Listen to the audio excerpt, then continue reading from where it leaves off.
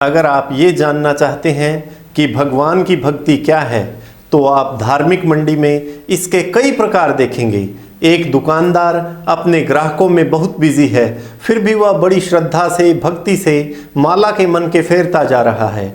यह भक्ति का एक रूप है। एक बिजनेसमैन को अपने बिजनेस से और लेन देन से बिल्कुल भी फुर्सत नहीं। वह एक पुरोहित जी को पैसा देकर गायत्री मंत्र के पाठ या राम राम जपना या और किसी प्रकार की पूजा में लगा देता है। वह आदमी रात को चैन से सोता है। उसे पूरा विश्वास होता है कि उसने अपने परलोक के ऐशो आराम का इंतजाम कर लिया है। यह ईश वंदना का दूसरा प्रकार है। तीसरा इंसान प्रेस में एक बहुत बड़ा ग्रंथ छपवाता है, इसमें केवल राम राम ही छपा है। वह समझता है कि इसमें जितनी बार राम लिखा है उतनी बार उसके द्वारा नाम जपा माना जाएगा। यह प्रार्थना का तीसरा प्रकार है। तिब्बती लोगों में प्रार्थना चौथे प्रकार से होती है। उन्होंने अपने आराध्य देव के नाम की एक चरखी घुमाने की तरकीब निकाली है। वो बहुत ही तेजी से भक्ति की चरखी घुमाते हैं।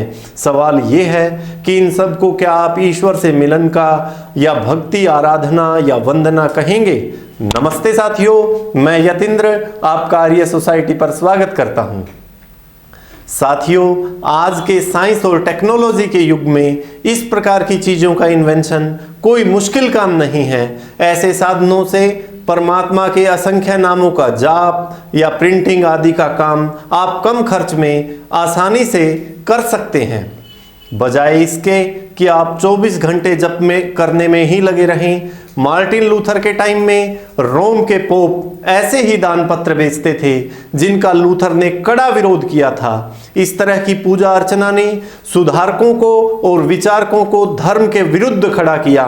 इसी कारण नास्तिक लोग भी इसके विरोधी बन गए। उनका कहना है कि राजा के दरबार में जैसे चाटुकार भाट अपने राजाओं की झूठी प्रशंसा करते हैं, ये धार्मिक प्रार्थनाएं भी उस चाटुकारिता या चापलूसी से अलग नहीं है। कितने दुख की बात है कि बहुत सी एक्टिविटी जो पहले प्रार्थना का रूप नहीं थी, उन्हें अब प्रार्थना या भक्ति माना जाता है। मैं ये तो नहीं कहता कि मंत्र पाठ, भजन कीर्तन की कोई इंपॉर्टेंस नहीं है। मंत्र पाठ, भजन कीर्तन की भी धर्म में उपयोगिता है, पर एक सीमा तक। जब ये पाठ, कीर्तन, अजान या प्रेयर और सभी इंपॉर्टेंट एक्टिविटी की जगह ले लेती है, तो फिर इनकी इंपॉर्टेंस खत्म हो जाती है। उल्टा ये नुकसान करती हैं। सभी धर्म मत पंथ में भगवान की भक्ति, प्रार्थना करना सबसे इंपॉर्टेंट माना जाता है। प्रभु की भक्ति या उसकी प्रार्थना धर्म का केवल एक भाग ही है, धार्मिक क्रियाकलापों में से केवल एक कर्म है। फिर भी लोग धर्म और भक्ति को एक दूसरे का सिनोनिम, एक दूसरे का पर्याय ही समझते हैं। एक आदमी जो बाकी सारी बातें पूरी करता है पर प्रार्थना या उपासना नहीं करता, वह अधार्मिक समझा जाता है। और एक दूसरा आदमी जो केवल प्रार्थना या भक्ति करता है और कुछ नहीं करता, वह धार्मिक समझा जाता है। और इसी भावना के कारण मस्जिदें, मंदिर और गिरजाघर भगवान के घर समझे जाते हैं। साथियों, इसमें कोई दो राय नहीं कि संपूर्ण मानव जीवन धर्म के दायरे में आता है और भगवान की भक्ति इंसान के जीवन को रंगत देने के लिए है।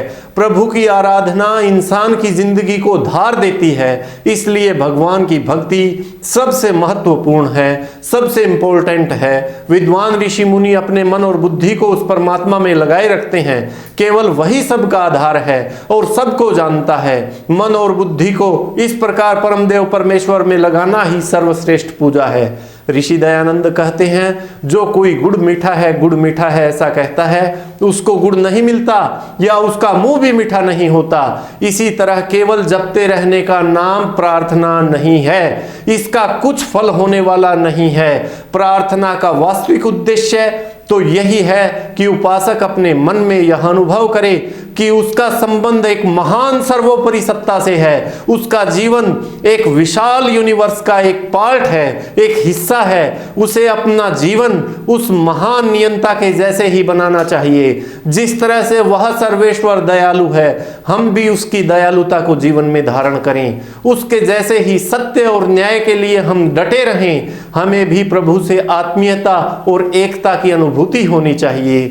सब प्रकार की सच्ची प्रार्थनाओं का उद्देश्य उद्देश्य यही है कि वे भगत के हृदय में इस तरह की संस्कार विचार की छाप डालें। प्रार्थना की शुरुआत होठों के हिलने से ही होगी, लेकिन समापन भी वहीं हो गया तो फिर कुछ भी हाथ लगने वाला नहीं है। अधरों से प्रारंभ हुई प्रार्थना मन वचन कर्म को पवित्र करती हुई जीवन में सार्थक परिवर्तन करती चली जाए। इसका लाभ व्यक्ति से समाज, देश और जगत को मिलता चला जाए। यही सच्ची प्रार्थना है, यही सच्ची प्रार्थना है, यही सच्ची प्रार्थना है। सबको नमस्ते।